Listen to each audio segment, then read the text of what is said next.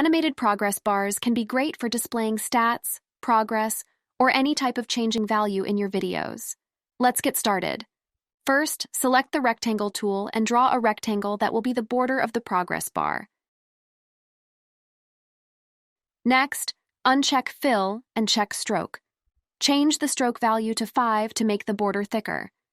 Now draw another smaller rectangle inside the border, leaving a little space between.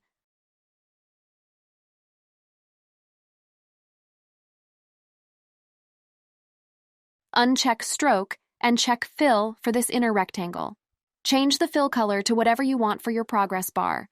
Decide how long you want the animation to last, and extend both rectangle layers to that length on the timeline. Go to Effects and search for Crop. Add this effect to the inner progress bar layer. Under Effect Controls, click the stopwatch icon for right under Crop to enable keyframes.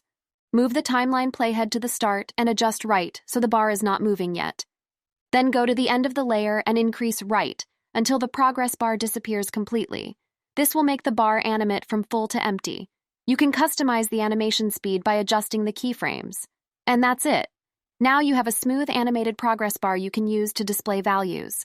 Feel free to customize the look and timing to fit your project. Thanks for watching. Premiere makes it easy to create progress bar animations. Now you have another motion graphic to make your videos stand out. Let me know if you have any other questions.